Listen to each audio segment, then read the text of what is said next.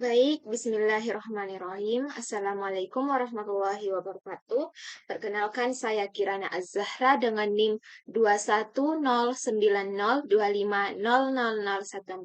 jurusan Pendidikan Akuntansi kelas B, Fakultas Ekonomi dan Bisnis, Universitas Negeri Makassar. Pada pertemuan kali ini saya akan menjelaskan mengenai tugas UAS atau ujian akhir semester mata kuliah kewirausahaan. Yang terhormat, dosen pengampu mata kuliah Ibu Nur Aisyah SPD MPD. Pada pertemuan kali ini saya akan membahas usaha kuliner banana chips atau keripik pisang.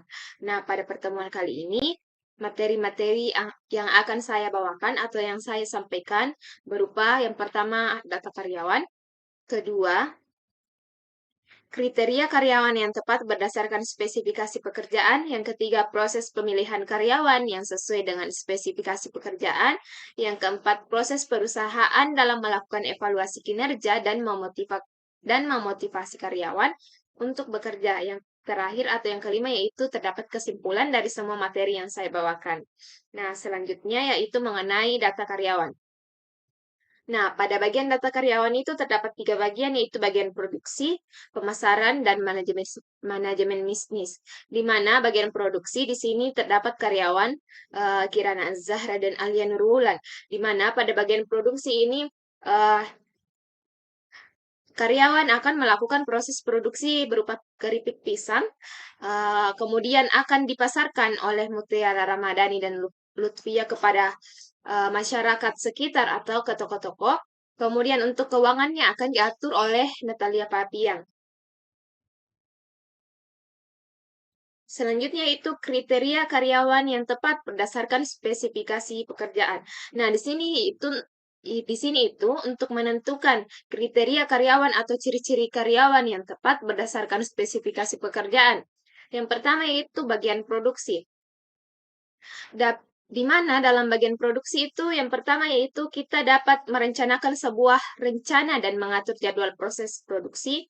Yang kedua, eh, kita dapat melakukan pengawasan terhadap proses produksi supaya kualitas, kuantitas, dan waktu sesuai dengan rencana.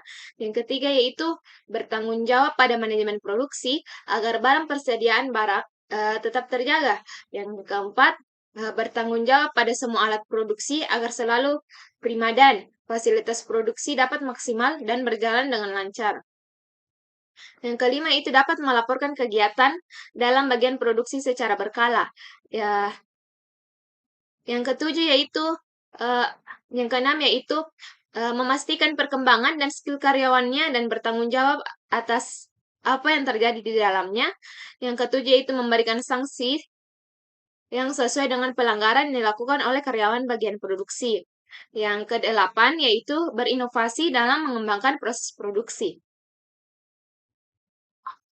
Yang kedua yaitu kriteria karyawan yang tepat berdasarkan spesifikasi pekerjaan bagian pemasaran.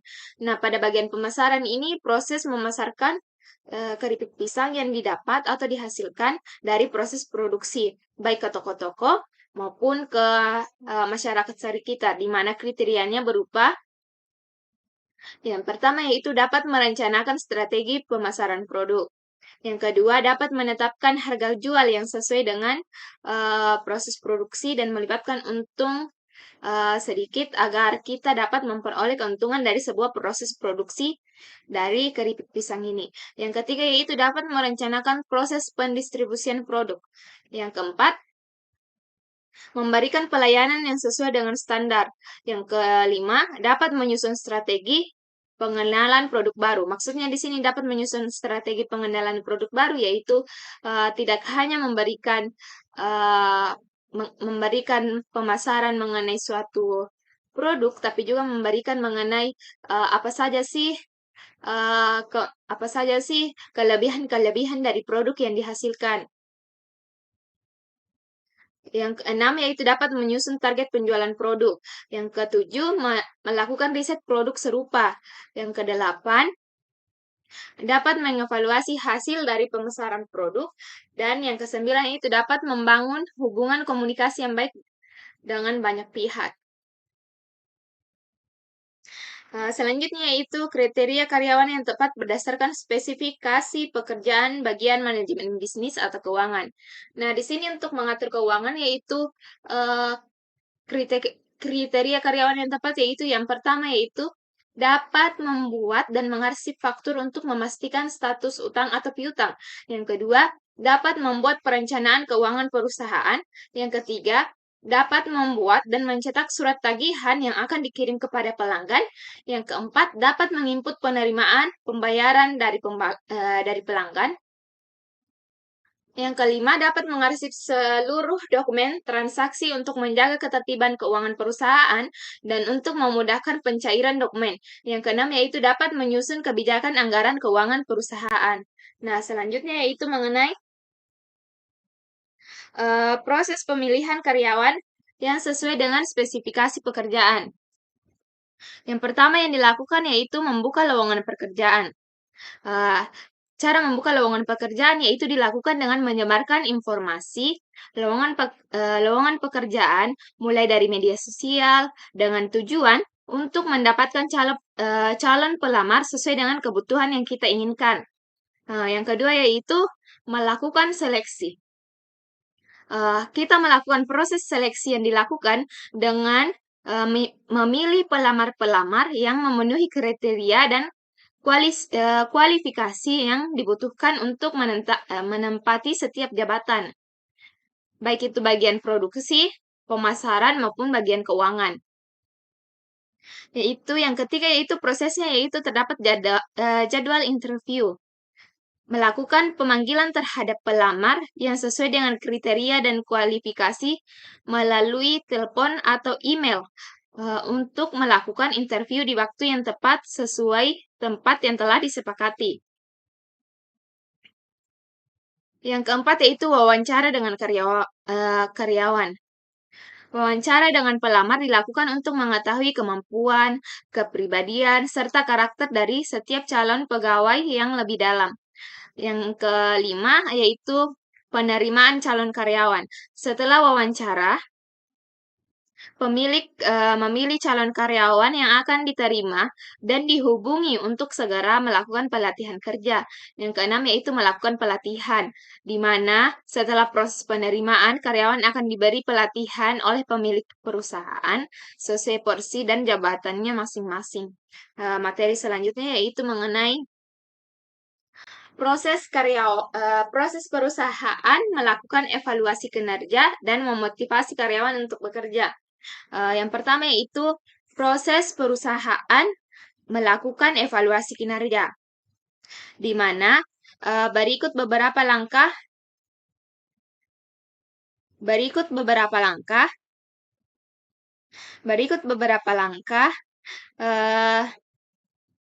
yang perlu dilakukan dalam mengadakan evaluasi kerja. Yang pertama yaitu lakukan evaluasi sesuai dengan kebutuhan.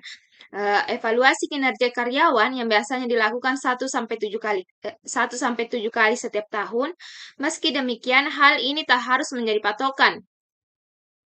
Pemilik usaha dapat mengadakan evaluasi berkala setiap beberapa bulan agar karyawan dapat mempersiapkan diri. Rentang waktu adalah hal yang penting dalam evaluasi kinerja. Perkembangan karyawan tidak dapat terlihat bila evaluasi terlalu sering dilakukan. Namun, evaluasi yang terlalu jarang juga tidak baik karena masalah yang ada jadi sulit tersampaikan. Yang kedua yaitu evaluasi kinerja dengan tatap muka. Di sini tim evaluator bisa memberikan daftar evaluasi kepada karyawan dalam bentuk tulisan sebagai gambaran awal. Akan tetapi, tulisan tidak dapat menggantikan evaluasi kinerja yang dilakukan secara tatap muka. Melalui tatap muka, interaksi antara karyawan dan tim evaluator menjadi lebih efektif. Kedua pihak dapat saling menyampaikan, mendengarkan, dan menanggapi masukan terhadap satu sama lain. Yang ketiga yaitu bersikap jujur. Ya, artinya yaitu setiap orang yang mengevaluasi karyawan harus mampu bersikap jujur dan berkata apa adanya. Jelaskan pesanmu dengan singkat dan jelas tanpa menutupi kesalahan yang memang perlu diperbaiki. yang memang perlu diperbaiki. Pada akhirnya, diskusi mengenai kinerja karyawan adalah suatu yang tidak dihindarkan. Jadi, sampaikanlah semua poin evaluasi tersebut pada karyawan agar mereka memahami keunggulan dan kelemahannya. Kemudian, yang keempat yaitu memilih kata-kata yang sesuai.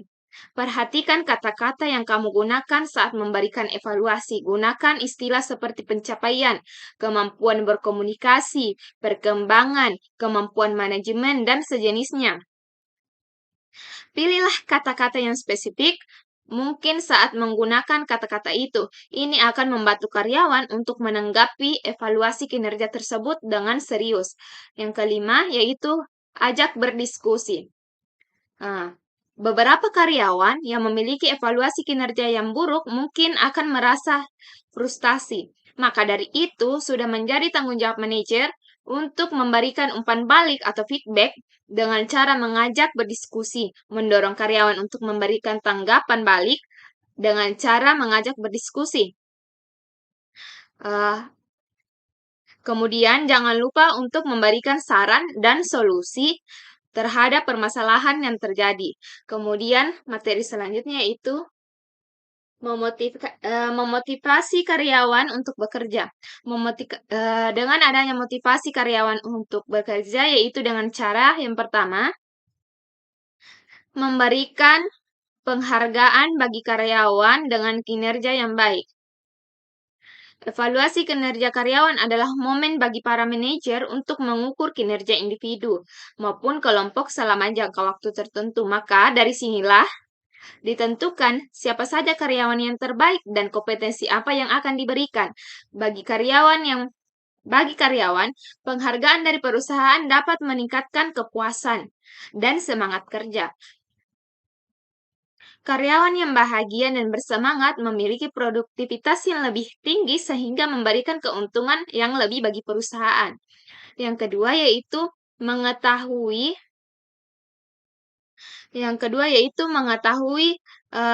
aspek yang harus diperbaiki. Selain menunjukkan keunggulan, evaluasi kinerja juga menunjukkan berbagai aspek yang harus diperbaiki oleh karyawan agar bisa bekerja dengan efektif. Akan tetapi hal ini tidak harus diperbaiki oleh karyawan akan tetapi hal ini tidak menjadi evaluasi kinerja sebagai suatu hal yang negatif. Contohnya, karyawan bisa membahas berbagai kesulitan terkait pekerjaan selama evaluasi kinerja. Jika seorang karyawan memiliki skill yang kurang, maka ini adalah kesempatan yang tepat untuk merencanakan atau mencanangkan sebuah program pelatihan. Yang ketiga yaitu melindungi usaha secara hukum. Maksudnya di sini yaitu perusahaan berhak memutuskan hubungan kerja bila karyawan melakukan kesalahan yang amat fatal, tidak mampu memenuhi kewajiban atau memiliki masalah lain yang berpengaruh terhadap perusahaan. Hasil evaluasi kinerja selalu disimpan dalam sebuah dokumen. Dokumen ini merupakan bentuk antisipasi terhadap mantan karyawan yang datang untuk menggugat perusahaan. Mereka mungkin adalah orang-orang yang diputus hubungan. Mereka mungkin adalah orang-orang yang diputus hubungan kerjanya karena alasan tertentu. Yang keempat atau yang terakhir yaitu untuk menentukan pelatihan karyawan yang tepat. Maksudnya di sini yaitu setelah perusahaan tahu kelemahan dan kelebihan karyawan melalui proses evaluasi ini, maka dengan begitu perusahaan dapat menentukan jenis training apa yang tepat untuk mendorong kemajuan karyawan. Melalui program pelatihan ini akan mampu menambah pengetahuan karyawan, meningkatkan skill dan baik dalam pengembangan karirnya. Diharapkan setelah pelatihan ini, karyawan dapat berkontribusi maksimal bagi perusahaan. Yang terakhir yaitu mengenai kesimpulan, di mana kesimpulan dari materi-materi yang saya sampaikan yang pertama yaitu data karyawan, mencakup nama-nama karyawan yang bekerja di bagian produksi, pemasaran dan manajemen bisnis atau keuangan. Yang kedua yaitu kriteria karyawan yang tepat untuk bagian produksi, pemasaran, dan keuangan telah dijelaskan secara rinci. Namun jika ada pertanyaan-pertanyaan, tolong sampaikan di kolom komentar. Yang ketiga yaitu proses pemilihan karyawan dilakukan secara pembukaan lowongan pekerjaan, seleksi, jadwal interview, wawancara calon karyawan, penerimaan calon karyawan baru, dan pelatihan. Yang keempat yaitu proses evaluasi kinerja dilakukan dengan melakukan evaluasi sesuai kebutuhan, evaluasi tatap muka, bersikap jujur, pemilihan kata-kata yang sesuai, dan berdiskusi dengan karyawan. Yang terakhir yaitu motivasi karyawan dilakukan dengan memberikan penghargaan bagi karyawan, identifikasi aspek yang perlu diperbaiki, perlindungan hukum, dan penentuan jenis pelatihan yang tepat. Sekian dan terima kasih terhadap terhadap apa yang saya sampaikan. Mohon maaf apabila ada kekurangan atau kesalahan kata, karena kesalahan kata itu datang dari saya, dan kelebihan itu hanya ada datangnya dari Allah. Mohon maaf, saya akhirul kalam. Wabillahi taufiq wal hidayah. Wassalamualaikum warahmatullahi wabarakatuh.